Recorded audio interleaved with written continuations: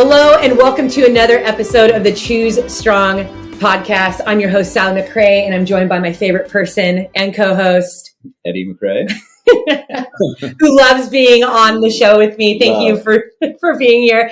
I'm so stoked about today because I have two incredible people as our guests. We have Sean Watkins, also known as Wattie, and Heather Jackson, who, if you guys are part of the ultra running community, you probably heard about her incredible finish at Javelina 100, sub 16 hours for her first 100, finishing 12th overall and 5th woman.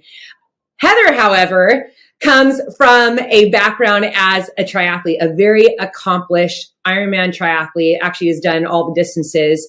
And so I am really happy to have her on the show because I have been an admirer for a long time. Her husband, Wattie, puts out an incredible YouTube channel. If you don't know about it, you need to go and follow it now. These are the shows that I watch when I run on the treadmill. She is such an inspiration to me for both her humility, hard work ethic, and just overall chill, happy personality. But I really, really love both Wattie and Heather as a team. So we are going to dive in today about all things Heather and all things partnering with your, well, I guess I'd say partnering with your husband, but that really isn't what it's about. It's about having that good support system. And we know how important that is both in sport and in life. And I just love the partnership between Wattie and Heather. So Heather and Wattie, welcome to the show. Thank you guys so much for having us. It's an honor, and too kind of an intro, but yeah, so excited to be here with you two. Yes. So we have a lot of questions for you, but first and foremost, I really just want to dive a little bit deeper and introduce the both of you to our audience. For anyone that doesn't know who you are, yeah, there's a little bit that I said there in the introduction, but Heather, why don't you just tell us briefly about the sport that you do, how long that you have been doing it, and then also the role, Sean, if you want to hop in there too, and tell us about what you do alongside Heather. Yeah, so I have been racing triathlon for almost 15 years. I got into it right out of college. I grew up on the East Coast, but right out of school, I moved to the West Coast. So I was 23 yehave old, started racing triathlons, but it was through triathlon that I met Wattie, now my husband. Would have been 2009. Mm-hmm. Well, we met in 2008. We did not start dating for about a year, but I would see him at a bunch of the events each season. And yeah, I'll let you jump in. At the time, I was working as the global marketing director for Triathlete magazine, and that's essentially how I met my now wife, Heather. Nice. So did you interview her?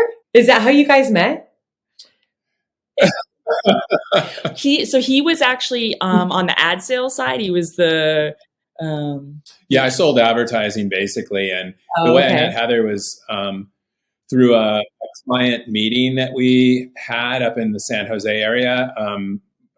Myself and an editor at the time, Brad Culp, went up to visit a client, and we were going to do a story on a triathlon team, an age group team that my client at the time was sponsoring and supporting, and Heather happened to be on that team. And so through that meeting and through a luncheon that we had with the team and then a ride after is where Heather and I first crossed paths. Yeah. Okay. I love these stories. How was that first interaction, Heather? I can expand. Well, actually, I always tell the story. At the actual luncheon, which preceded the group ride that always happens on Wednesdays up in the Bay Area, at the luncheon, I saw him and I was like, oh my God, he's so cute. Like, who is this? And the whole meeting, I was just sitting there like looking at him. And then we went out on the group ride after, and Wattie is very humble. He doesn't talk about, he used to be actually a pro cyclist. And so he's very accomplished across both road racing, but also track cycling. So on the velodrome. So this group ride on Wednesdays always breaks up pretty early on. There's a climb you have to get over. And so there were maybe 4 or 5 guys that are always on the ride. And I was the only girl that had made that breakaway. And Wattie was in it just as someone visiting and joining the ride. And I knew the climb exactly. There's this one sharp, steep part you have to get over. And if you miss staying with the group, you have to ride in a headwind like 10 miles back to the starting point. And so I'm this girl on Wattie's wheel, and there was a little gap starting to open. And I started screaming at him, like, you have to get on their wheel. We can't get dropped right now. And I'm just little like tyke screaming at him. And he was probably like, who is this chick? So that was the first interaction. Yeah. I mean, she was like, she was the only girl that made the split. It was, a bunch of strong boys up front. I came from cycling. These were triathlon boys, but I was like, she was pulling the group of guys. And I was like, oh my gosh, who is this girl? And then now she's screaming at me because of this climb. But she looked over at me and smiled at me with the beautiful smile that she has. And yes. I was like immediately like, yeah, who is this girl? So right there was like attraction right there, Wattie. You do have a wonderful smile, Heather. For sure. Yeah. So then did a friendship develop right after that? Or was it just every now and then you'd see her? Did you try stalking her online? Like, then what happened? Yeah, I mean, we stayed in touch just by text messaging, but I do recall she had qualified for the Ironman World Championships as an age group or an amateur. I believe it was 2008, and I was working for Triathlon magazine at the time. I was in Kona. I knew she was coming to race, and so I just shot her a quick text message and said, "Hey, I know you're racing. I'm here. I'm here for you if you need a meal cooked for you, your legs massaged, whatever that may be. I'm your guy." And so that was sort of after a year of us sort of just texting, and we were friends. But I definitely was attracted to her and wanted to see if I could push it a little bit to the next level. I love that so much. So when did you retire from professional cycling? I kind of had 2 spots. It was way back in the early 90s. I can't say the year, maybe 91 or something like that. When I was younger, obviously. And I mean, I had dreams and hopes to go to the Olympic Games, which I made it to, a few national titles and things of that nature, but and then wanted to obviously potentially look at going pro and going to Europe and all the things that you do as a pro cyclist. But I was on domestic teams, sleeping on the floor, making very minimal money, and just quickly realized that this was not a way I was going to survive as a human being, and it was a hard way to make a living. And so I retired and took a job actually at Triathlon magazine, which led me to my wife eventually after many, many years of me doing some other things, and then ending up back at Triathlon magazine after a bunch of other things I did in the industry. So. Wow. So does that play, that competitiveness, that experience that you had, obviously, like, everything about bikes. That's something I've always been so impressed to in the channels. I'm like, dude, it's so awesome that Heather has Wattie who can like fix her bike like so fast, like knows what she needs. It gets it out to her, you don't have to lug it to a bike store every time something needs to be fixed. Like, it's been incredible. But Wattie, how is that? And Heather too, I guess this question is kind of like for both you guys.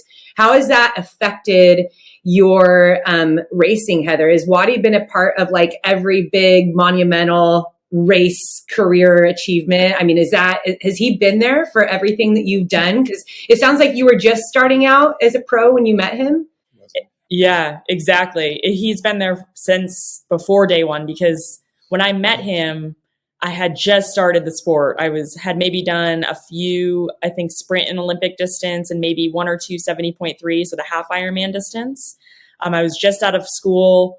Actually in college, I played ice hockey. So no triathlon background, certainly no swimming background. The hockey strength certainly translated to the cycling. That was probably the main carryover, but now I'm 22, 23. I'd moved to the Bay Area for a teaching job, and then met Wattie literally 2 months later. So that's how quick it was. And I hadn't turned pro. I was racing in the 18 to 24 age group, just the local triathlons, a lot of the ones in the Bay Area. And then, yeah, that whole year he's talking about where we just were kind of texting, he was the one that was really encouraging me, like, you're 23, you could always go back to teaching. You should really give this a go. I could help you. I can support you. Move down to San Diego. He was in San Diego at the time. I'll help you out. So he was really the one that made it seem like it would be okay if I just quit my perfectly good job and moved down south, which I had only been in San Jose for, I don't know, less than a year. So, and I'm from a small town in New Hampshire. So it's very different. But I quit my job that following year, and moved down to San Diego. And then it was that next year, 2009, I took my pro card. Oh, so yeah, he's been there from day one. Oh, that's so incredible. Cool. That's really incredible, Sean. Like you transitioned out of this, competitively out of the sport you love so much, and went on to help pave the way for Heather, and have supported her since day one. That's so awesome. Heather, do you feel like that when you were teaching at that time, was that your dream to become a professional triathlete? Did you believe that in yourself, or where was your headspace at that time?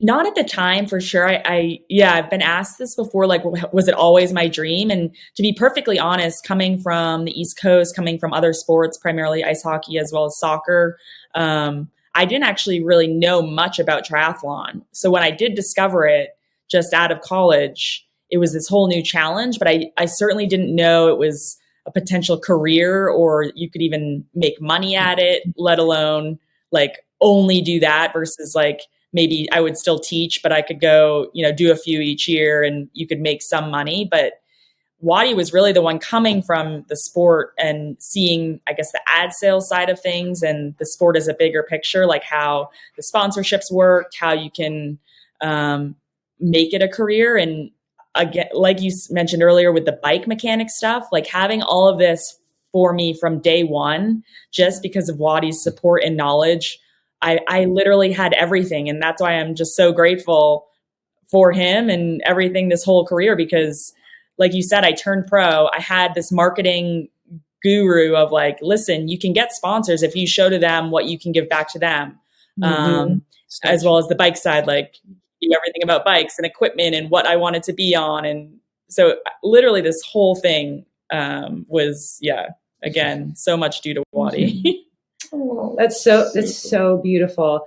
And this is, I had said this earlier, one of the things that I really gravitated toward, like when I discovered both you guys, I was like, oh, Wattie reminds me of my Eddie, because he's a teacher too. Well, he was.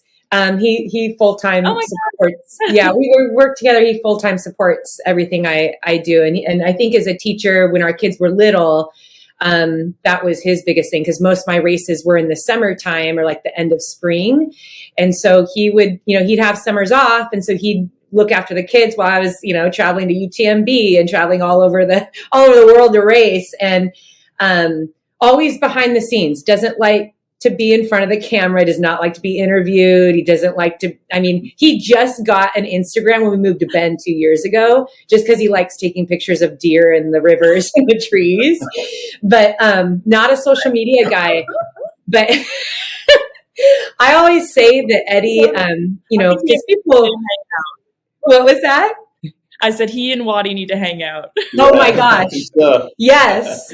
When we come back up to our house is still up there in Bend, so we'll have to like come up and visit with you guys. But people, me being out in the media more, people always comment, about my endurance or, you're so strong or whatever. I'm like, oh no, like it's my husband. If he's the most enduring of the two of us, because he has to put up with me.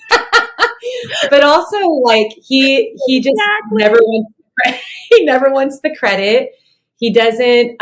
He's tireless when he crews me, and just in his support of me for year after year after year. So I really, really love that about the two of you, and I think that Heather, our support always deserves the love and the praise, because as much as they shy away from it, I know that you and I can relate that, man, I don't think I could be where I am today without Eddie. And I love that about the both of you. Oh my gosh. Exactly.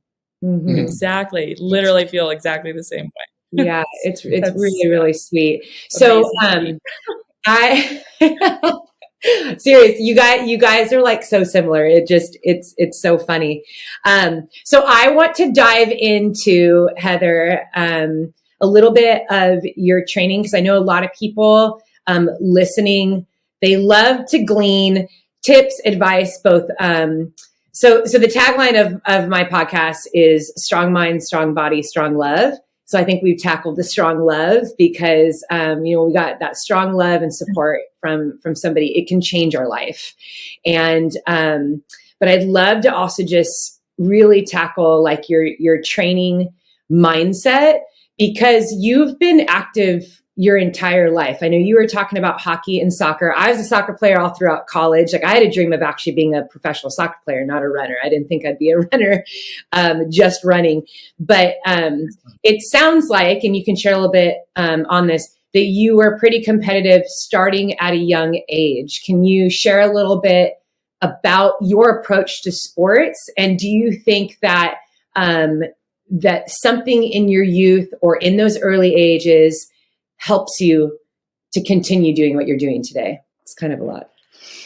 Oh yeah. Oh, that's so funny about soccer. Yeah. Soccer was probably my first love before ice hockey, but yeah, it's so funny. But to your question, I think I was just born so competitive, just like completely competitive at any little thing. You name something and I was competitive at it. I had 3 siblings, so the 4 of us. I mean, it was a competition, literally like first one to the car door, first one to get the front seat, like first one to the dinner table. Like, I was that competitive kid. So I think that is just innate, because my other siblings did not have that, not to the same level. They could care less. They would just be like, oh God, here we go again. Like, and no one would want to like compete with me or race. So I think that was just, I was born with that. I don't know.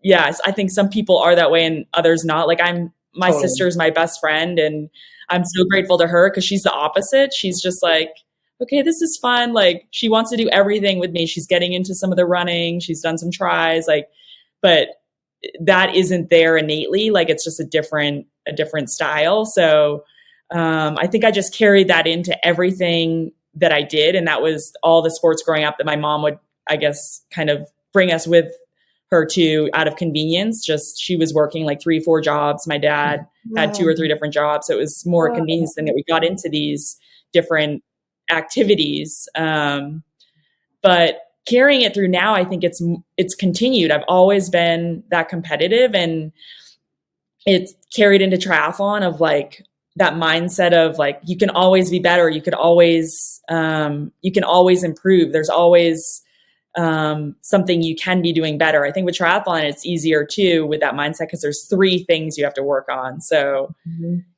it's like even if I have this breakthrough in training, in my mind, like I could still be even better. So it's turned from that competition with siblings, with team sports, to just with myself. It's every day is this competition with myself, and to a detriment sometimes. I mean, Wattie will attest to that. Like, even in the last couple of years, he's like, you can't race yourself every day.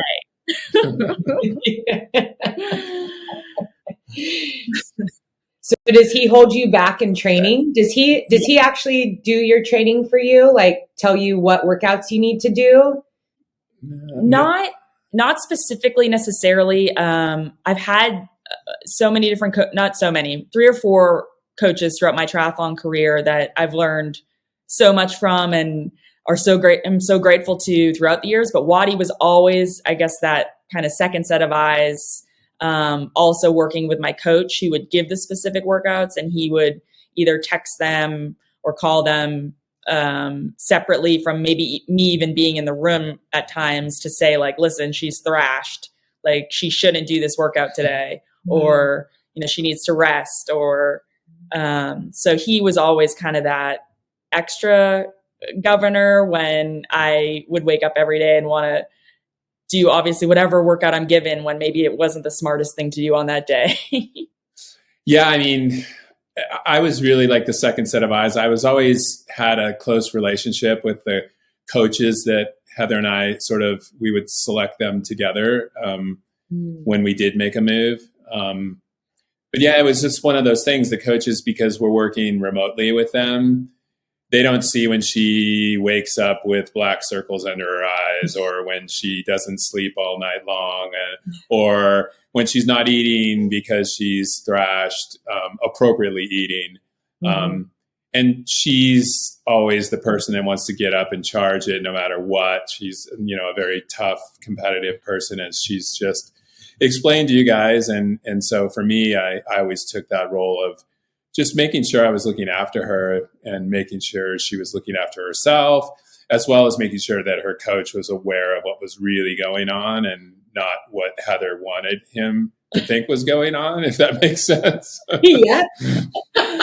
So it's been a great role. I've loved that role because it keeps me more intimately involved in what she's doing and keeps us really close as a couple. So it's been fun. I love that. I know there's been moments also in my career where Eddie has literally had to take my hand and lead me to bed, because I don't, especially earlier in my career, I didn't always do a great job of taking care of myself. I love to train, and I've had coaches tell me that too. They're like, I never have a problem with you training. It's just maybe going too hard, too much all the time. And that's hard, Heather. I know that when that competitive edge comes out, because then a lot of times you're motivated by the competition coming up. You're like, I'm going to train harder than anyone. Like, this is where, you know, putting in that extra work and just pushing and pushing and pushing, because you want to be proud of yourself on that start line on race day. You want to ask yourself, did I do everything I could? And so it's kind of hard to know where that throttle always needs to be. But you've been in the sport long enough. So I know you're so well aware of how important recovery is, but having that voice in Wattie, I'm sure, has been so powerful for you. Oh yeah, exactly. Exactly what you're saying. Like, it's always that questioning, like, am I doing everything I possibly can? I mean, I want to be on that start line, the fittest and most ready I can be. And in my mind forever, like you're saying, it's like more is better. I need to train more and I'll get even better. And I think you learn over the years more maybe isn't necessarily better. You have to find that line. I mean, for some people it is, if you can increase the volume or stack days after days after days, but then there's also that tipping point where it's not. So that's been that journey over so many years now of like, okay, what is best? What gets me there the fastest? And it wasn't necessarily like the year I did a ton of volume, like way, way more. So yeah, finding those points and then making that correction on the path. I'm really curious, because I know, having played so many sports, and we have a son who, like, I feel like every 6 months he wants to play a different sport, and he's super passionate about each one. So he cracks me up. But I think that for a lot of people, when they're getting into a sport or they're curious about a sport, like I was so interested in doing an Ironman, and then I was like, oh, I swim like a rock. But like, I think that there's a mix of like wonder and fear and hesitation, and this idea of like, well, I'm probably not really like built for it. I don't think I would be good at it. And you were coming from a soccer and ice hockey background. I mean, that is so different than triathlon, like in every way. Like, you come from like this, you train with your team, you're on the team, you have a puck at your feet or a ball at your feet, there's a goal in sight, to now you're doing 3 disciplines that are a little bit more self-focused and you don't have equipment at your feet anymore. How did you even come away from ice hockey? Because I don't know if it was on a YouTube or something I read, weren't you on the national team or trying out for the national team or something like that? Am I right? Yeah, I was on the I was. I was on the U18 national team, and then I was trying for the 06 games in Torino for ice hockey. So it's kind of this feeder program through, at the time it was only women's collegiate playing, and all the different college women would get invited to go train in Lake Placid, New York every summer with the national team. And then on the Olympic years, they would make the cut down from about 40 of us down to I think 26 that made it. So I didn't make that cut down in 06 games, but most of my summers were spent training with the national team up in Lake Placid, New York. So that was literally my like middle school, high school, college was all that, just ice hockey centric. But it was literally that senior year, not making the team, kind of trying to figure out what I was going to do. I had put my resume out there prior to me getting the teaching job. I was just at home in New Hampshire, and my mom was on a big weight loss kick. She was trying to lose some weight, and she had done a few local 5Ks, but she's the one that signed up for this local sprint triathlon. So I literally just went to this event with her to support her. And so it was just literally, like chance, I guess, that I got into triathlon, because it wasn't, I want to do this. I want to go race this. It was, she's going, and I'm like, oh yeah, I want to go with you. I want to help or support you and be there. And so it was by luck, I would say, that it just, I tried the sport. So was that 5K, that was your first time trying it, and then were you hooked right after that? This is so cool that your mom plays a role in your career. It was so different for me. And I think that's where that competitive edge comes out again. Like, it was so different. All I knew was team sports, and all of a sudden here's an event, you're testing yourself. Like no one has any other effect on the result. It's not like, someone wasn't playing well today, or, the ball bounced this way, or puck, the ice was soft today, different things that go on in the other sports. It was like you're responsible for yourself. And I was hooked to that, because I'm like, oh my God, I could have done so much better. And it was that immediate like competition with myself of, I could have gone, way faster. So I was hooked immediately. That's incredible. So was there like heartache because you didn't make the first cut? Were you kind of looking for something else to do at that time? Were you like, I need to stay competitive. I need to keep working toward a goal. I need to keep training. And this was like opening up a door to that? Exactly. 100%. I mean, and it's so funny when I think back on that now, because it literally parallels what just happened with the ultra trail run. I went to the triathlon with my mom, and I did one local sprint distance triathlon. And the second I got home, I was like online, like researching, like who is the best triathlete in the world? What is the biggest event? What is the number? Like, you had a dream of Kona right away. And I was just like, exactly. I love it. And like the same thing happened last month. It was like, I signed up, I committed, I told Hoka I was going to do Javelina, and I literally was like on my online, like, who are the best trail runners? What are the biggest event? Like same sort of thing, just like obsessed, like have to just see what is like, again, it's that competitive spirit of like the different, big events, the highest level, so I think it's just, again, that innate, like, dive right in. Yes. So that was 2006 when you did that little sprint try with your mom. And then by 2009, you were pro? Yes. Oh my God. Yeah. That's an amazing story.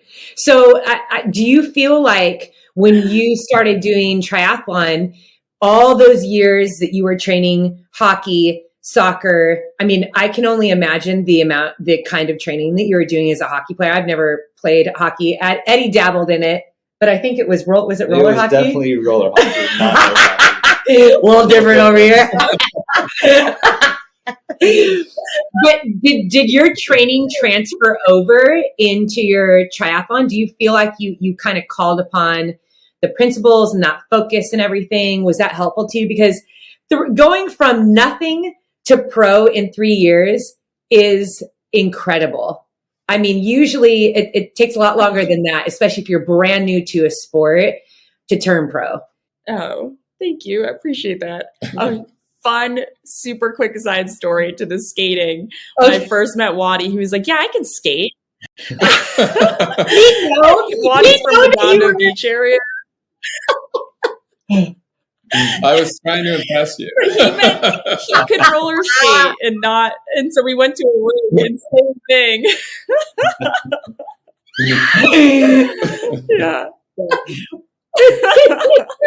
So good. Were you yelling at him from behind? She was skating circles around me, and like I was trying to like hold my ground, but yeah. Anyway, I love it. I love it. No, I appreciate that on the triathlon. To be fair, when I watch all of your stories and Instagram, all that, like all the strength work you do and the lifting and all of that, that's literally what we did so much of for ice hockey.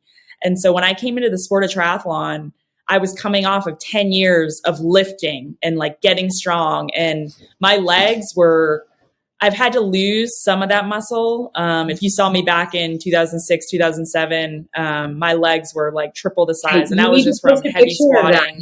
We need to see that. Okay, I'll try to find. I've been trying to find some, but yeah, it was just big days in the gym and building that base of strength. And so I was coming off that. I got onto the bike and it translated to cycling directly. It was crazy. I mean, just all that leg and glute strength is where, and that's also where I guess I got a lot of my confidence early on in the sport of triathlon. I would get out of the water last and be able to bike up to people to at least be somewhat in contention.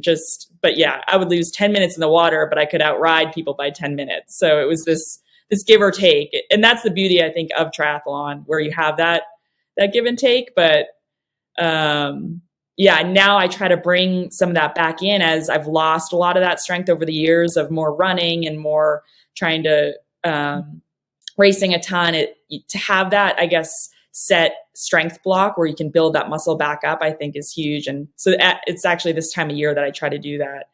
Just remembering back to what it felt like to come from a strength base from hockey, starting a season out. Mm-hmm. Yeah, that's pretty incredible. I think that always kind of steered my ultra running as well, like playing soccer for 18 years. Everything was like explosive and power and strength and speed. And then you're doing that for 90 minutes on the field. You have to be strong and enduring.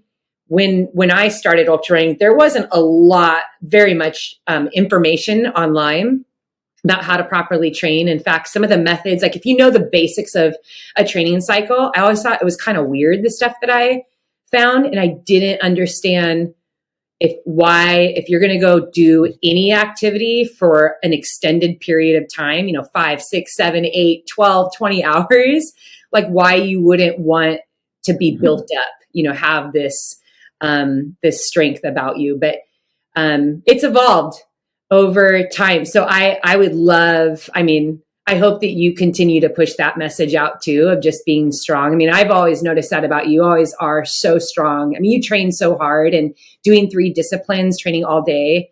I think it is hard to maintain the bigger, like bulkiness of I was a lot bulkier when I was a soccer player. Like my legs were way bigger. I just felt like overall my body was bigger.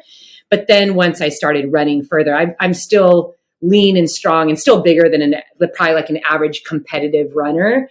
But the strength, man, especially as we get older, it really helps with longevity in the sport. So I'd love to see your strength training program. Oh, totally. Yeah, totally. I know we're kind of like getting back into the groove now with all of the, I mean, it's pretty basic, but a lot of the stuff is just drawn from my ice hockey days, to be honest. It's just building it up in the off season where you are focused on those heavier weights, and versus in season is maybe more maintenance, a little bit lighter. So you're not affecting next day's like interval workout. That's, I think, the trickiest balance with fitting in the strength training during the season and when you're still trying to hit key runs. So right now is such a good time to do that heavyweight.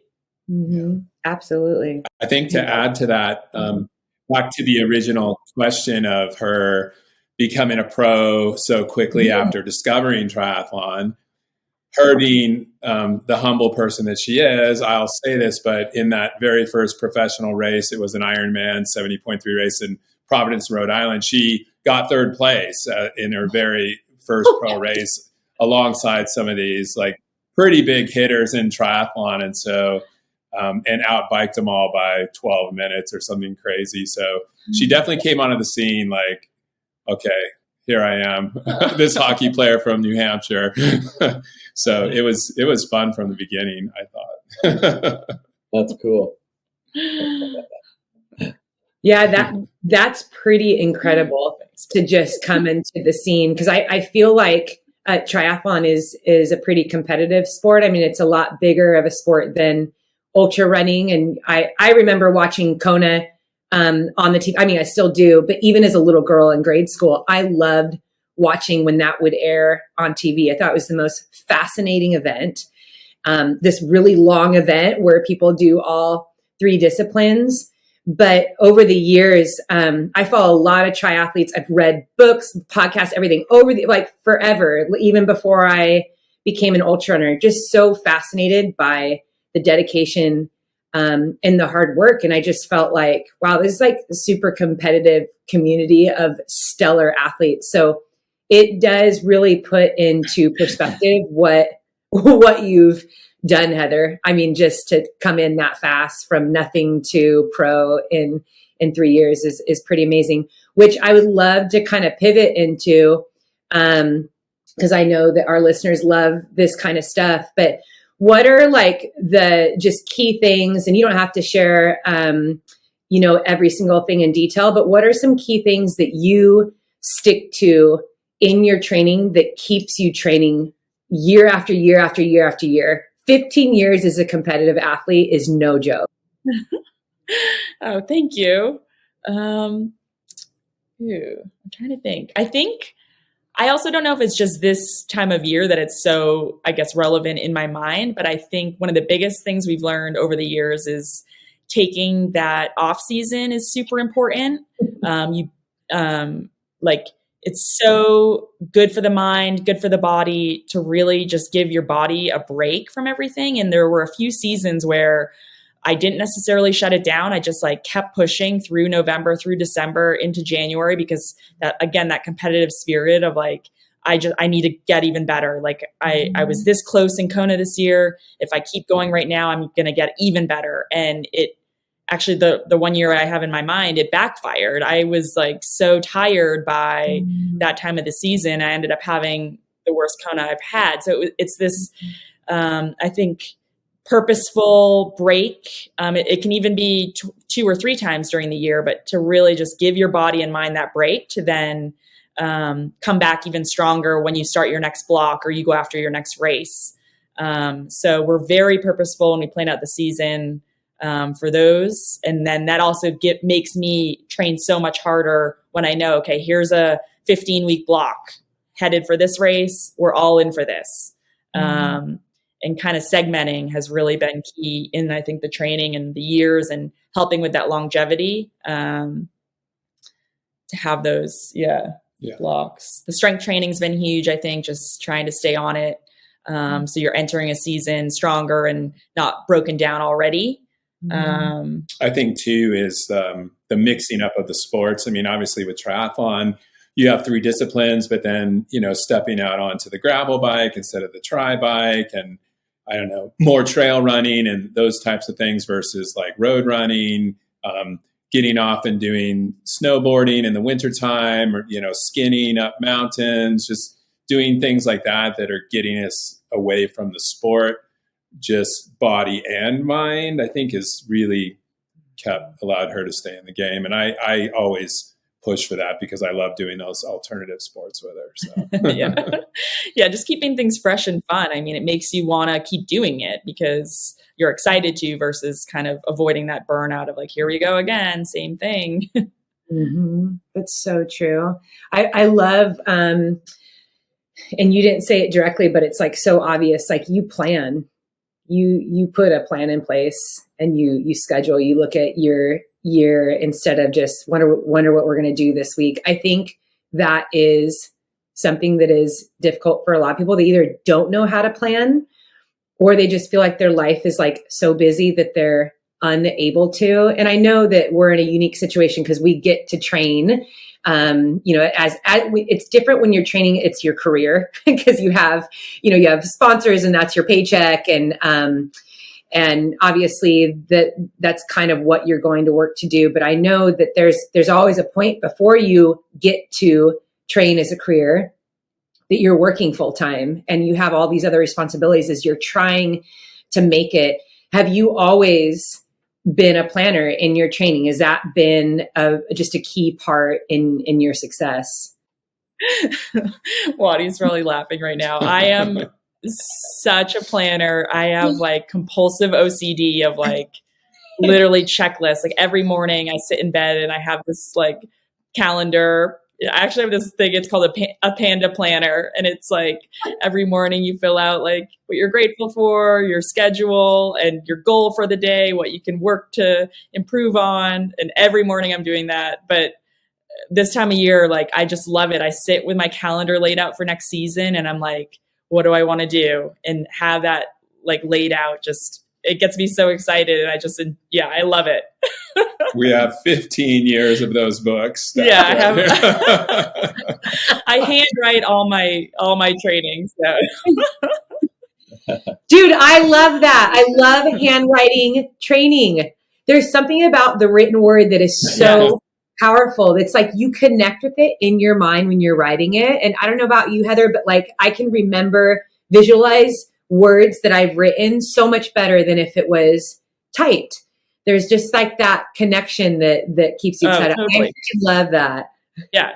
You don't even remember if I read like an online or computer thing that said like, oh, in 1 hour run, like I wouldn't remember it at all. Or if I'm writing in my journal, like ran a loop of Shevlin Park, like super muddy, trails were slow. Like you remember every little thing and what you actually got out of the session or how it actually went. Or, okay, maybe on paper, your mile repeats were slower, but really on that trail, it was like a sandy wash that day. Or so it's so different and it gives context to everything. And yeah, I use like different colors for the different sports, the different types of training. I highlight like the good days, like, yeah, it's, I love it. That's awesome. I love that. And for everyone listening, I feel like that is a common thread in success in anywhere in your life is planning, dreaming, setting those A, B, and C goals, shooting higher than maybe you even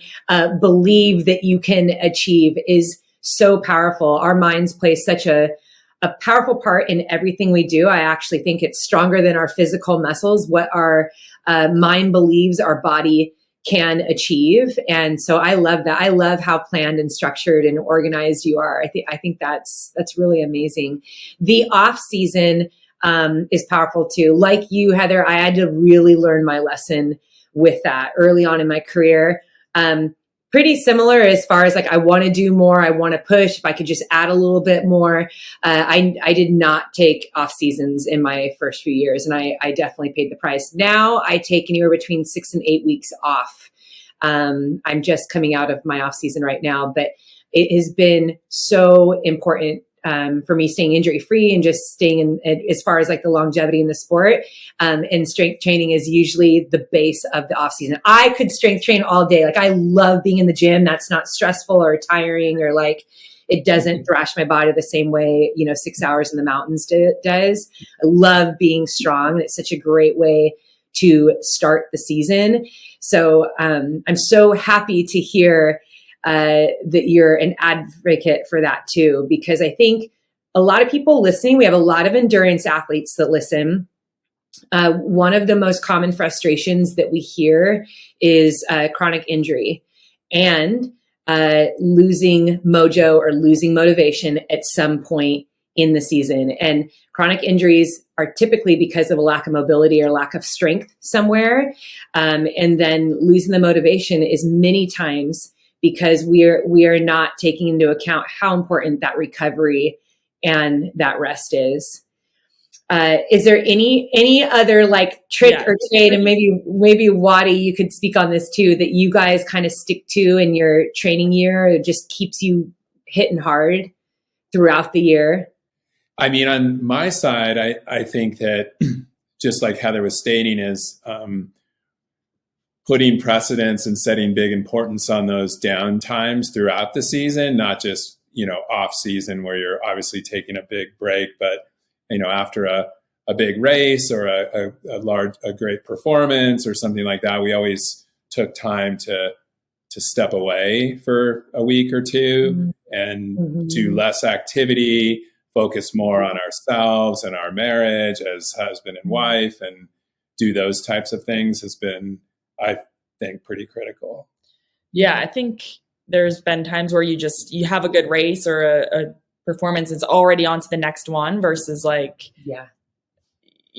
taking the time to appreciate it, appreciate the journey, appreciate what just happened, all the work that went into it, and let that just be for a week or 10 days or whatever it is, and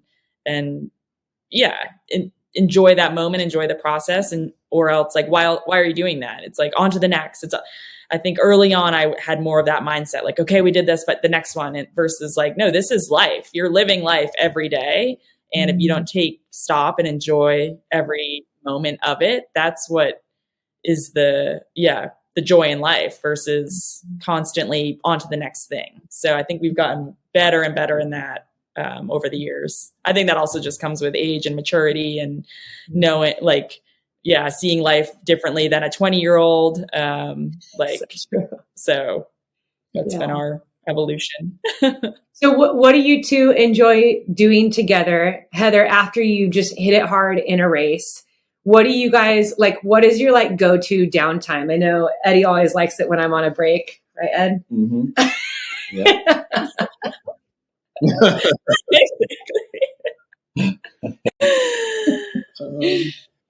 I mean, we always try and plan some sort of vacation that coincides with a race, just wherever we might be in the part of the world that Heather's racing. And so, well, we got, sorry to interrupt. No, I just enjoy that part of it, is because you put so much into the process of getting to the race. And then the race is obviously stressful for both of us for different reasons. And then the aftermath of that is what I enjoy, because we can just wake up whenever we want. We can go have coffee. We can go lay on the beach if we're in Kona. We can go into the mountains if we're in Spain or whatever, and just sort of enjoy the place that we're at and kind of step away and be like, well, this is pretty cool. We get to actually be here and do this. We're fortunate, right? Yeah. We definitely plan activities if it is some like big location or exotic place we've traveled to for a race. I think that's such a cool part of traveling, and why I love, super cool competitions all over the world. If it's more, I guess, the domestic calendar that I've been on for quite a while, it's a lot of times, to your question of what we enjoy, we got a Sprinter van like 3 years ago, right before COVID hit, which we were so lucky because now they're in such high demand. But we love to just, take the van down. There's some really cool areas around Tucson when we're there training, or even up here in Bend in the summer, like just go park in the woods, camp. Like we'll still maybe move or hike or go on a gravel spin if we're recovering from the race, but it's more just to break a sweat, get out, enjoy riding together, go lay by a lake, see new places, find new trails. So it's still, I think that outside, seeing nature, exploring, but in a relaxed, like Wattie said, get up, enjoy some coffee, just, relaxed setting. Yeah, I love that. And I actually wanted to touch on something that Wattie just said, because he said, we are both stressed out when Heather's racing. And Eddie, I'd love for you and Wattie to exchange a few words, because Eddie doesn't show it outwardly, but he bottles up a lot when I'm racing. It gets a little stressful. It is stressful. Because I always think like I'm going to miss you at an aid station, and I'm like, oh crap! Like I had one job and I blew it. It's like, oh man, I did the wrong thing, or I don't know.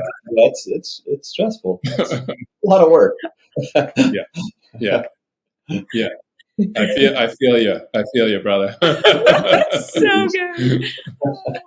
good. No, I mean, it is stressful on, to support what Eddie's saying. It is very stressful. I mean, you guys put so much work into the preparation, and the race happens. It's going to happen regardless if we mess up or not. And so, I mean, we play a critical role in terms of the support, whether it's crewing for an ultra, which that was my first at Javelina, or it's mechanics on race day for her bicycle. If, I'm panicked until she gets off the bike, because I'm like, the whole time she's cycling, I'm like, oh my gosh, did I tighten that bolt? Oh my gosh, did I do this? Oh my gosh, I should have changed that rear tire. And so it's just those types of things they just eat at you. And then obviously the result, or what the end thing that happens, because there is so much work that goes into it. And so you obviously want her to do well, because that's what she's trained to do. So, yeah. Yep, I hear you. That's awesome. Our humble, quiet support. Exactly. Well, I want to dive into Javelina, Heather, because, man, like I said, it was like so incredible to see your post pop up. I think you said something along the lines of like, oops, like I signed up for 100. It was pretty much like, I'm diving into this. And I was so freaking excited. I remember telling Eddie about it, and I was like, she's going to crush. Like, she is going to do so incredible. I've always admired your just mindset and work ethic. And I think that that's something that you're bringing into the community that we don't, I don't know if it's not that it's showcased, or I just don't think that a lot of times when people come into our sport, they don't know how to train. Like, it's like, dude, the distance is so long. Like, well, I'll focus on 100 miles right now. 100 miles is so long that I think that so often we feel like there's this really special way, or only one way that you're supposed to train in order to execute it properly. And over the years, I've learned, like, you want to be fit, and your brain has to have mental fortitude and endurance in the sense that you have to be prepared for setbacks, for things to go wrong, and keep pushing. And I think that your sport, as a triathlete, doing three different disciplines, like, something can go wrong in all three of those things, and you still need to get to the finish line. Like, your sport is an ultra. I mean, you're out there for just as long as a lot of the ultra races are run, 50Ks, 50 milers, like, you're hammering out there just as long. So, but now transferring into the 100-mile distance, I don't think that you've done an ultra before, right? Have you done like a legit trail, not the hours spent, but have you ever done like a 50 mile or 100K or anything? No, just Javelina. Yeah. Okay, so that is amazing. a lot of times people enter ultra, they're like, I'm going to do a 50K first, and then I'll do the 50 mile, and then I'll move up. But Heather Jackson jumps right into the 100 mile. Tell us a little bit, because you didn't have a lot of time to train specifically for that. So what did those weeks look like for you as you prepared for Javelina? Yeah, this is a tough one because, I prepped for Kona for almost 3 months. So I had been in Kona prep since August. And so Kona was on October 6th this year for women. So my training had been based largely around just marathon training. It was training for Kona, I hadn't even planned to do Javelina at that point. So, my longest run prior was the marathon in Kona. And then I decided the day or 2 days after Kona to do Javelina. And that was just, it largely started as, it was a big Hoka event. I've been running for Hoka for 8 years now, going on 9. And, I had told them I was interested in maybe trying an ultra trail event. And he was, our global marketing director, contact Mike, amazing guy. He's like, you got to come out to Javelina. It's such a cool event. Just come up, check it out. And then I pulled it up on my phone on the beach in Kona and looked at it. And I'm like, oh, okay. They have 2 different distances. And again, similar to past experiences, I remember Wattie was the one texting with Mike. And I'm like, well, ask, what's the main one? Like, is there one that is like the key event that like, I obviously want to do like I don't know, I'm not expressing it well, but I was basically like, well, I should certainly do the 100 mile, not the 100K. So, yeah, okay. That was 2 weeks out. So to your question on the training, there was not much preparation for the run event. And I will preface that with, in between doing Kona and Javelina, we flew to Bentonville, Arkansas, and she raced the Lifetime Fitness gravel event there, which was a 100-mile gravel bicycle race that was like it was an extremely taxing event. So, and then we flew home, and then it was a weekend later that she ran Javelina. So I was like, you definitely are crazy. This is going to be interesting. But not something you're just now learning, Wattie. No. I mean, I knew it. Not that she was crazy. I mean, I knew that we had no idea. I had no idea how she was going to do coming off of everything that we had done. And there really, I guess, to answer your question on preparation, there really wasn't any prep other than the Kona prep that she had done prior to doing Javelina. I mean, in between that, she had the gravel race, and we had to recover from Kona because Kona is obviously pretty brutal on the body. And so there really wasn't a lot of prep. There was just more planning. We were planning on like, okay, watching videos, I was on my end, like, okay, how does this work? What do I have to do? Like, what do I have to give her? Where do I have to be? Like, I had no idea. So I was horrified, like, that I was going to like screw up. And so that was mainly what we were working on. Oh my God. So good.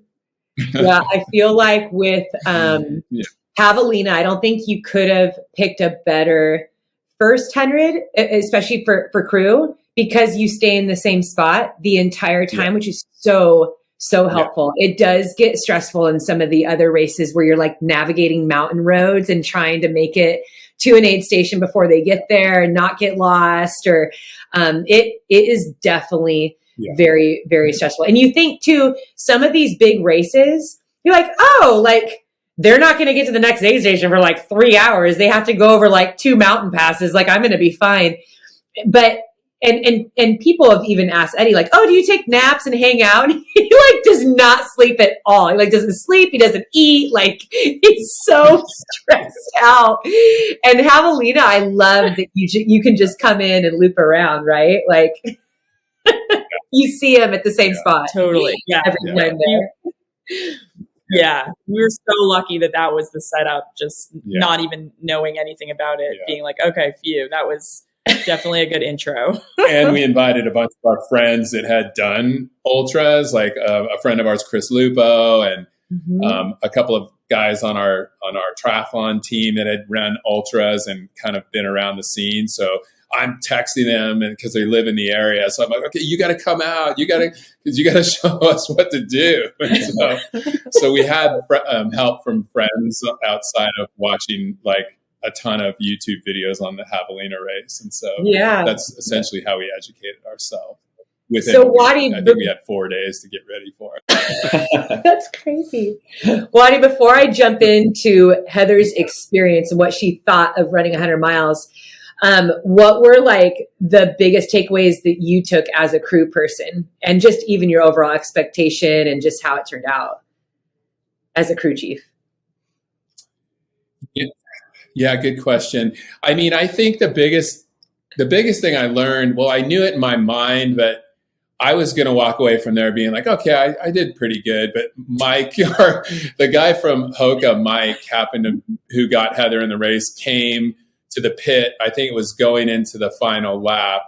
And so he experienced like our pitting. And so he kind of like after the fact, in the nicest way possible, said, well, yeah, you guys can get a little bit more dialed on like having the stuff laid out. And so it wasn't like it was kind of one of those things where I realized, all right, yeah, I kind of set it up more like a Thanksgiving dinner than like a pit area, because I wasn't really sure what she was going to want. So I was like, okay, I've got sandwiches. So I guess my biggest takeaway was like after that and watching a lot of YouTubes like about endurance.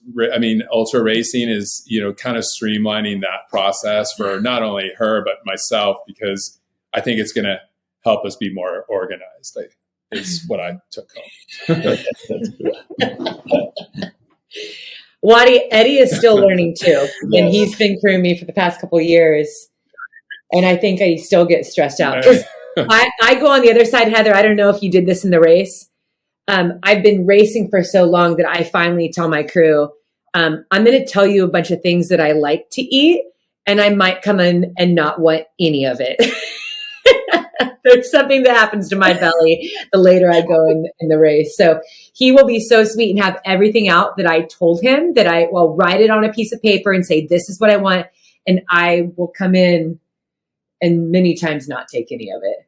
That's the worst, when you're spending all this time like, oh, she's going to love this soup, and get it all done. Right, exactly. Like, take some banana instead. Well, come on. He'll spend like half an hour like trying to find hot water somewhere, and he'll have like the ramen noodles. Like, he's so stoked. This has happened a couple times. And I'll come in, he's like, dude, I got the soup for you. Like, so good. I'm like, that I'm going to vomit if you put that in my face. And he's just like, huh. I'll just grab a banana and keep going. Poor guy. And then other times I'm like, do you have soup? And he's like, seriously?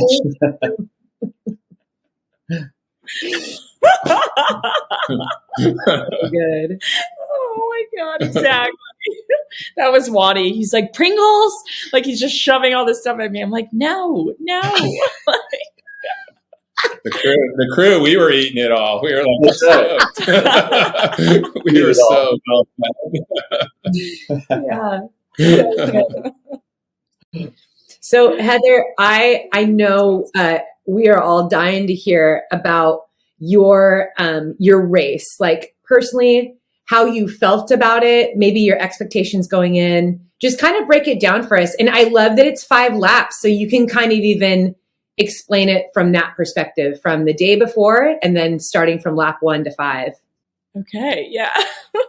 I had 0 expectations going into it. And I'm honestly saying that. Like, I had no idea what to expect at all. Like, and I know I'm coming from an elite racing background in triathlon. It's like, okay, like, I could do this. Like, I honestly did not have that mindset. I was like, I don't know that I could even finish this. And that is largely why I wanted to do it. It's just so different for me, and it was so new and exciting, and like, you know, I had no idea, and that was what was really drawing me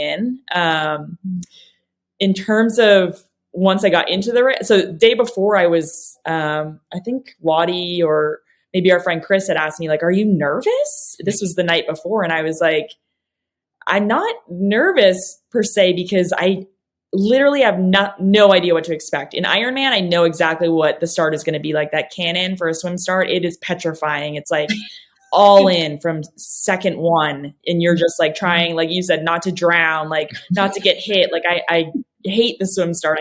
It's so petrifying. Actually in my head, I was like a little nervous at the start of Javelina, because I'm like, is it like the swim start? Are people going to go out at 5-minute miles? Like I was ready to have to sprint for, you know, a mile to be like, okay, this is the start. Like, and I knew a couple of the runner. I know, I had the privilege to chat with Patrick Reagan, who also runs for Hoka awesome. prior to the race. And I'm like, are you guys going to, yeah, love him. So helpful. So nice. I'm like, are you going to go out fast? Like what's like, he's like, yeah, probably go out pretty quick early on, just till it breaks up. And I'm like, okay, so like 6-minute miles, 5-minute miles, like what is that? What are we looking at here? Because I was so nervous for just that first like takeout speed, I guess, coming from triathlon. But lap one was, I mean, again, coming from marathon training, my paces are a little bit quicker than obviously what you end up averaging for 100 miles. So for me, that first lap felt like a Sunday run, just a aerobic.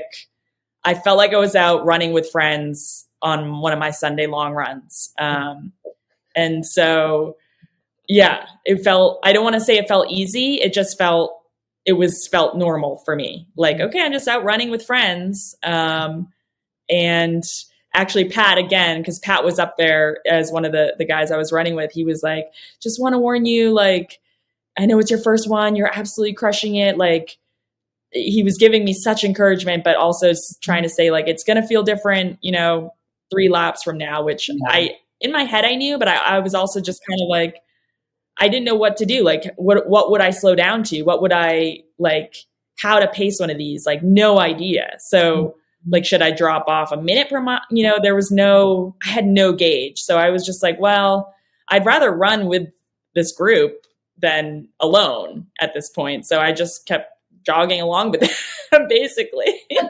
and came in from lap 1.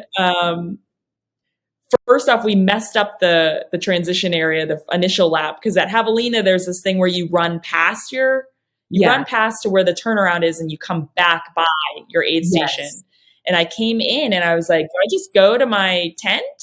And so I just kind of ran through the tent area looking for the tent, because we got there just before the race. So we were kind of in the middle of the corral. So I'm like running into the center, and some of the race people came over and they're like, she needs to go all the way up there and around. So we learned that quickly. Yeah, rookie. Yeah. I think is it AJW, the announcer guy? Is it AJW? Yeah. He was kind of standing there, and he was super nice. He was like telling us like, oh, you need to do this and go here. And I was like, oh yeah, sorry. Like we've never literally been to an ultra trail run. And he was like, you've got to be kidding me. Like he was just surprised that Heather was like leading the race, and we had no idea what we were doing. So he was very gracious and helpful and nice to us. So. Yeah, I was talking. You were like the top female or top in the top 3 the first few laps, right? Yeah. Yep. I think so. Yeah. Again, the pacing, I had no idea. Like I was I was going completely by feel. So I wasn't looking at paces. I wasn't looking at my watch. Just literally by feel. So, I would say the first 3 laps, I really just, felt fine. I had no nutrition issues. I was fueling the way I do in an Ironman. So, and also time wise, those first 3 laps, it coincided, I think, pretty comparably with an Ironman. I think that I got through in like 8 to 9 hours that third lap. And so for me mentally, when I would glance at my watch, it was more just for fueling purposes. Like, okay, time to eat something, time to drink something. And I was just going by overall, I guess, feel and effort. And it was similar to that Ironman distance and time. Not running, obviously, but it was that fourth lap that really, really hit me, I think. And I think that came more not from the fueling I was good on. Again, I think just having 15 years of doing that for Ironman, I'm very conscious of what I need calorically, and throughout each hour, I fuel by every 5 minutes, every 10 minutes. But my legs, my quads my quads gave out. Like, it's not, those who know Javelina, it's not necessarily a hilly course. Like when you see some of these other ultra runs out there that are like mountain runs. I mean, this is pretty tame, but you're still going. Okay. Yeah. It was so crazy. I mean, you go slight uphill the first half. It's like 10 miles slightly uphill. I mean, it was uphill, and then 10 miles back down to transition slightly down. And any single little downhill, it was like, I thought my quads were going to give out, like where you take that step and your leg just kind of gives. Yes. It was, and I think that's just lack of volume. I mean, my longest run was 26 miles. So mile 80 was just, that was the mental, like, I was still good mentally though. I was on lap 4. I was like, okay, just get to transition or the headquarters area. Like, that's all you need to do right now. And so, that would have been mile 70 to 80, because that would have been the last 10 miles of lap 4 coming downhill, were pretty harsh. And in my head at that point, I was like probably the lowest, I think, those 10 miles, because in my head, I didn't know at that point how I was going to get through 20 more miles. Prior to that, I had not thought of the 100 miles as a whole. Like, I wasn't thinking of it as like 100 miles. I was going actually aid station to aid station. So at Javelina, every 5 miles approximately is a I keep saying transition, but an aid station. So I would just break it down into that. Okay, just get to the next one. But it was at that 75, 76, 77 mile mark in my head. I thought, I don't know how I'm going to get through 20 more miles. Wow. The quad. So quads giving out, for people listening, I know there's a lot of people that can definitely relate to this. And I know I've experienced that once this past summer, like in the worst way. Like, if I didn't have poles, I don't know how I would have gotten out of the mountains. That involuntarily bend of the knee and the legs just wobbling, you experiencing that at mile 70. This is pretty incredible. So I'm going to break this down for the people that are listening. Heather's finishing time was 15:42. So 70 miles in, her quads are pretty much giving out. She's still, I mean, you're crushing like 320 laps, and these laps are 20 miles around. So the fact that you're still crushing the pace it's unreal. Like, what did you do when you finally made it back? You need to get out for one more lap. What did Wattie and the crew say? Okay, this is what we need to do to get you to the finish. And again, listeners, she's 5th overall was her finishing time, in first 100 ever, coming in sub 16. And you're basically saying right now at mile 70, you had no legs left. Like, girl, if you're going to continue in hundreds, which I hope you do in ultras, you're going to freaking crush, because if that is a struggle, that's amazing. Like, it is amazing. So what did you do to come out of that before you hit lap 5? No. Thank you. Appreciate it. I would say from the crew standpoint, at that point when she came into headquarters, Devin Yanko had just passed her. So she was in second place, still crushing it, like you said. And I would stand there as she was coming in and she'd have to go do the loop, and I'd ask her, what do you need? So by the time she came back around, I'd have it ready, and she yelled to me, "New legs." and so I was like, okay. So I was like, ran back to the crew and I said, well, she needs new legs. So I don't know what she's going to want, like nutrition wise. So we'll just like hang tight until she comes back around. Oh my God. That was okay. To expand on that. Yeah. Devin, the eventual winner of the race, she came by. Oh my, so positive, such encouragement. It was so good, but she was running with another female. And I was like, oh, shoot. So now I'm in third. And so in my mind, I was in third.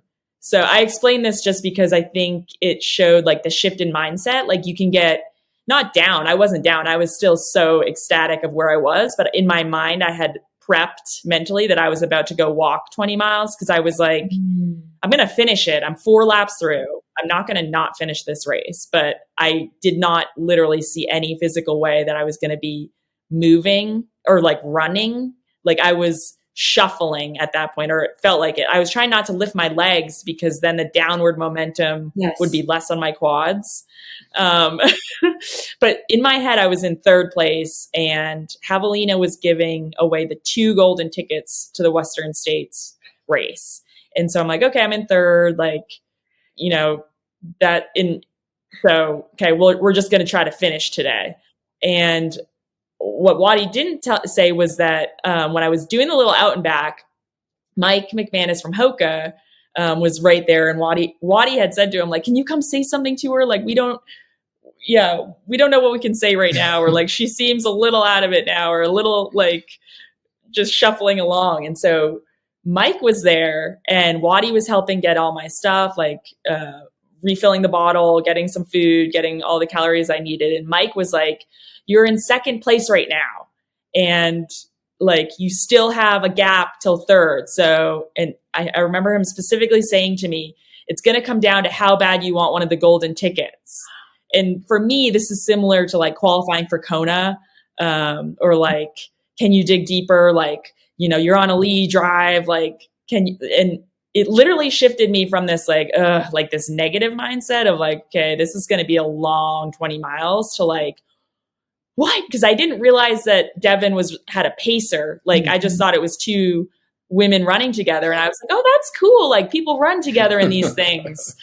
And so it completely shifted the mindset. Like, oh, whoa, like, okay, there's still a chance. And the second you go to that positive, I think it changed it. He was like, hey, just get to the first aid station, or then just get to the next one. And it was kind of this mental reset, like break it down again. You have 1 lap left. Like, you can still do this. So it was, I guess that was what got me out of that headquarters area in a positive way.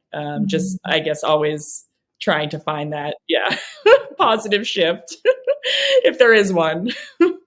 Did you like do anything while you were in the aid station? Did you eat like more food? Did they get like a Theragun on your legs, or were you just like, this is the way it's going to be, I'm going to go just suffer through it? At that point, I feel like the fueling was getting tougher because I could not stomach anything sweet.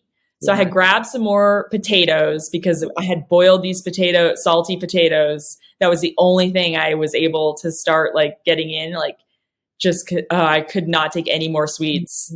I grabbed that, but no, the second Mike said that to me, I was like, shoot, I'm losing time. And I think I like headed out immediately after that.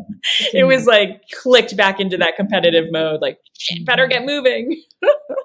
Wow.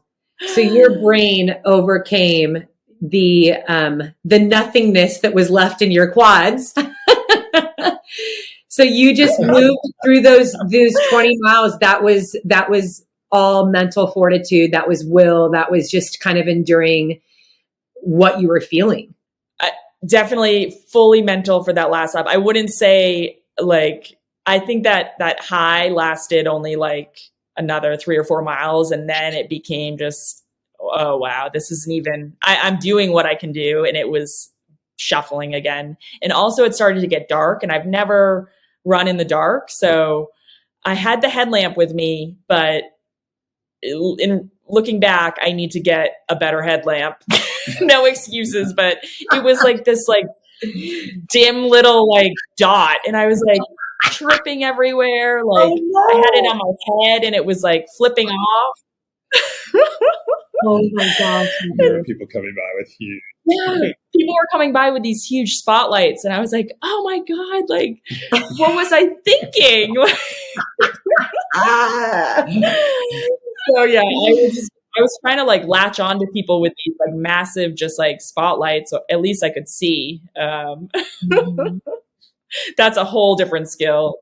It was so just amazing once I slowly got a little bit of the hang of it, and I also had latched onto someone with a light. But yeah, that was a super cool new experience.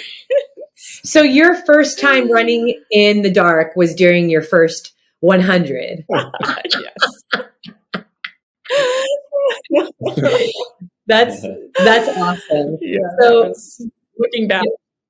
Yeah. So so you left in second place. So you ended up having a couple girls pass you. What were those final miles like as you made your way to the finish line? Okay. So Riley, who got second, they passed around mile 7 or 8, I think. So it was on the uphill towards the Javelina aid station. So then I was in third, and then I was like, okay, just at that point, it was just survival, like get to the finish line. Like I wasn't even worried about placing or where I was. And it was dark out too. So it was really difficult to judge placing. They also do this 1 lap race. Mm-hmm. I think they call it the Jackass lap or something that goes off at sunset. So there were so many people coming by, men and women,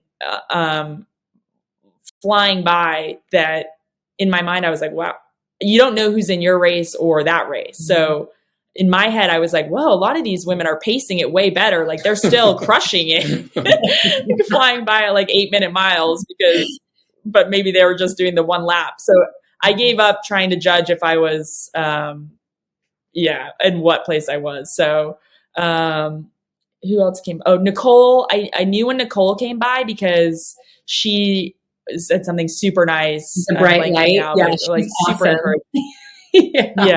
Yeah. So nice. Mm-hmm. And yeah, she super nice. I finally made it to that final aid station. So that meant under 5 miles to go. And again, I was in full survival. My stomach was a mess. I was chafed so bad. Like not to go into details, but my crotch was so chafed. Like it was painful just to take a step. And so I'm like asking for Vaseline because it was bad. I was so lucky enough to have my good friend Chris Lupa, who had come up to SAG. He was waiting for me at that final aid station and basically just like shuffled with me the final 5 miles. And it was so cool just to get to share that with someone. And fun not side story, but we make it up there's this little kind of like 5-foot climb thing you have to do to get to the chute that goes around the headquarters area. And you have to run all the way around the transition area to that finish line. So it's probably, I don't know, 1/4 mile. It's like a lap around a track, basically, if you can picture that. And so there was about a lap around a track left, and you get to run through the crowds and everyone's cheering. And it's amazing. The lights are on, announcers going, music, and you get up into that area and there's like big cheers, and I'm like, oh my God, yay, I'm going to do this. And then I hear people screaming like, Casey, amazing. And Casey, who went on to finish just ahead of me, started sprinting by me with like basically the lap to go. And I was in my mind, like competitive spirit kicks in, and I'm like, oh my God, no. Like I tried to sprint for like 3 feet and my hamstrings just like locked up, everything just locked up. And I'm like, no, it's not happening. And she was gone. Like she came in, she finished about a minute ahead. But I've been in 2 sprint finishes triathlons over 15 years. And my first 100-mile trail run, and it came down to like a 500 meters. No.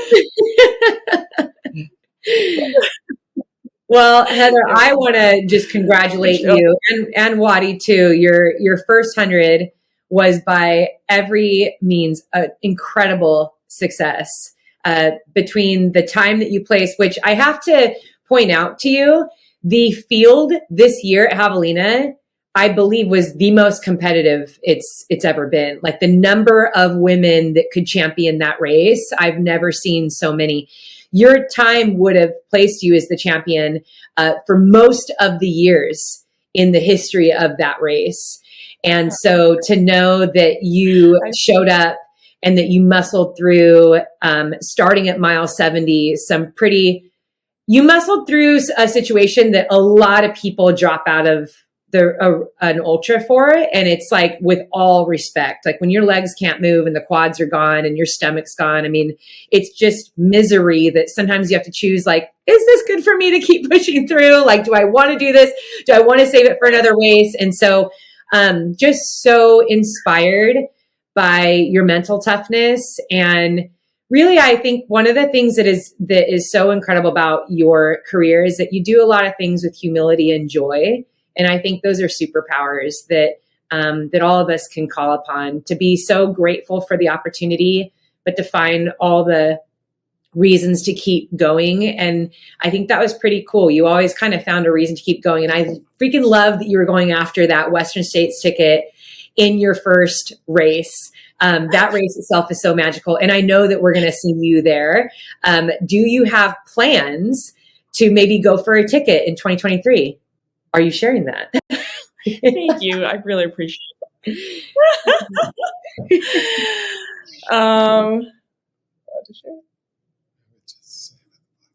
Yeah. I mean, yes, to your question.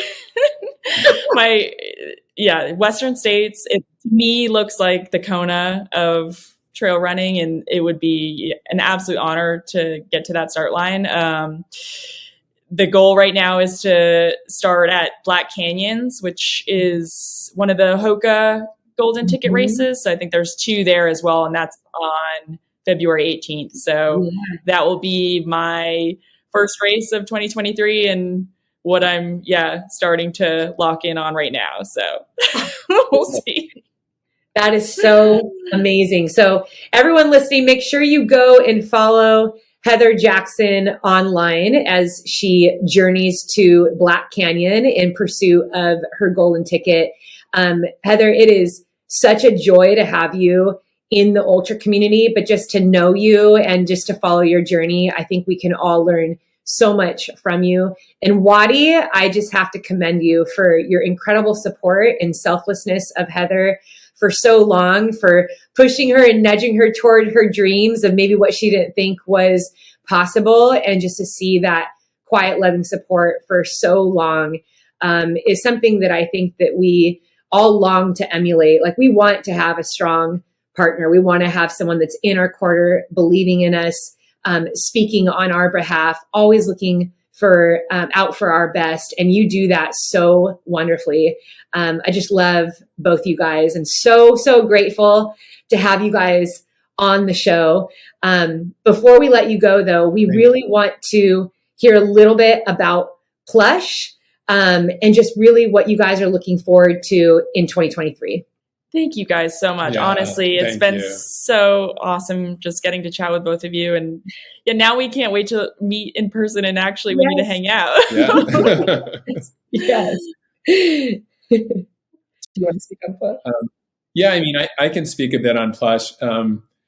So Heather and I owned a clothing brand, which was Wattie Inc. in the sport of triathlon for a 10-year period, of which opportunity came up, and we sold the business. And so the basis for the business was a team that we assembled and created a community in the sport of triathlon, which grew to some like 1,500 members. And so our takeaway from Wattie Inc. was that that was the most enriching part of what we did with the clothing brand, was the community part of the business. And so we've launched a company called Plush Global, which essentially is a community. It's a team of amateur athletes that are located all over the country, really all over the world. And we've recently just launched a new arm of Plush Global, which is called the Dirt Brigade. And the Dirt Brigade will be our ultra running / gravel racing team. We took in applications and we've gotten 300 members our very first year. And so we're really psyched about that. And so, yeah, plushglobal.cc is the website. And it's essentially a community of athletes that we're assembling, and they all get together at races and support each other, whether you're racing or not. They cheer for each other. They travel all over the country. We host luncheons at the events, or camping trips if we're out now at gravel races and ultras. We have super cool kits. We're selling running hats, trail hats, all sorts of things on our website. So yeah, we're excited about it. Cool. That's awesome. That is so cool. We'll put those links for our listeners. You can check out those links in the show notes, and make sure that you visit those. And then is there anything that you guys are doing right now as you prepare for 2023? I know you guys are in your off season, but is it all hands on deck, just trail running? Well, currently I'll still also do some gravel racing next year. So the plan is both trail running and gravel racing. Yeah, I won't lie. I literally thought 2023 would be primarily gravel racing. They have a new series. They have the Lifetime Grand Prix. I did some of the bigger events this year and just loved it. And then I went to Javelina and literally fell in love with the trail running and the trail running community and everyone we met there, and how positive everyone was, and getting to meet people like you and others now. It's literally been the most welcoming community ever. And that gets me even more fired up to be at some of these big events. So it will be a mix, but yeah. So to your question, still riding a lot. So a lot of trainer rides right now. Inside, I'll do my quality runs on the treadmill, but a lot of snow running for strength work right now. So kind of the next 5, 6, 7 weeks of that. Obviously with Black Canyons being so early in the year, which is a little new for me because I'm usually trying to peak later. We're trying to figure out that balance, but of being prepared for it. Luckily it is 100K distance, not the 100 miles. So which you absolutely, I'm hoping after Javelina it'll feel short. Yeah, a little bit shorter. Well, we will definitely be cheering you along, Heather. I'm so excited to hang out with both of you and Wattie. We have to make that happen very soon. And you are so right. The ultra running community is one of the most welcoming, kind communities in the sports world. I have loved it since day one, just like you. The day that I did my first race, I was hooked. And I have been so appreciative of the people that I've met and the memories that I've made along the way. It's a pretty exciting sport that takes you to some of the most beautiful places on the planet. So I'm so excited to see what your 2023 is going to look like. Again, for those of you listening, I will put all of Heather and Wattie's social links in the show notes. So make sure you go and follow as well. And when you get a chance, if you are on their social media accounts, make sure you give them a high five, a welcome, and a lot of love, because these are two incredible humans who are so kind and humble and have so much that we can learn from. So thank you for sharing with us, Heather and Wattie. Thank you so much for being on the show today. Oh my God. Thank you guys so much. Thank you guys for having us. It was fun. And thank you to our listeners. Keep choosing strong in all you do. If you like this show, make sure that you share it, throw us a review or a comment on social media, and we will share it on our end too. Thanks a lot for listening.